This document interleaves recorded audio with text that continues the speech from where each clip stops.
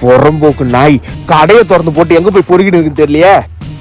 Hello டேய், கடையை திறந்து போட்டு எங்கடா போயிருக்க? யோ, நான் கடவுள தான் இருக்கேன். கடவுள் இல்லையா? பின்ன கடை ஃபுல்லோட போட்டு உள்ள ஆள் உட்காந்து எப்படி தெரியும்? டேய், நீ அக்கா பையன் தான், இல்லன்னு சொல்லல. இருந்தாலும் ஓவரா அட்வான்டேஜ் எடுத்துக்க கூடாது, சரியா?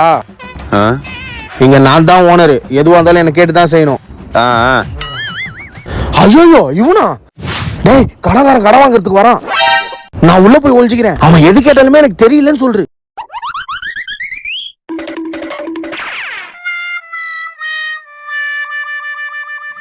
யோ, இங்க ஒருத்தர் இருப்பான்ல, அவனை கூப்பிடு.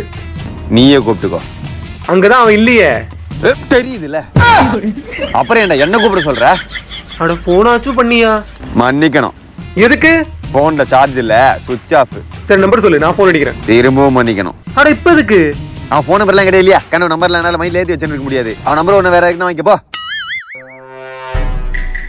ஐயோ, காலையிலே லுல்லு பண்ணாதியா, வட்டி காசா எடுத்துக்கூடியா, நான் வாங்கிட்டு போயிட்டே இருக்கேன். அவ்வளவுதானே? ஆமா. ஒரு நிமிஷம் இரு. ஓனர், உள்ள ஒளிஞ்சதெல்லாம் போதும், ஏந்து வெளியே வாங்க. மாமனே, நீ இங்கதான் ஒளிஞ்சிட்டு இருக்கியா?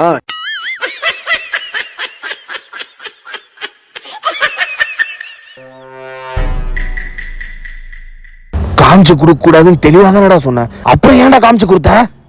நீங்க தானே கடையில அதிகமா அட்வான்டேஜ் எடுக்க கூடாது, இது வந்தாலும் கேட்டு பண்ண சொன்னீங்க. அதுக்கு தான் உங்களுக்கு கேட்கறதுக்கு கூப்பிட்டேன்.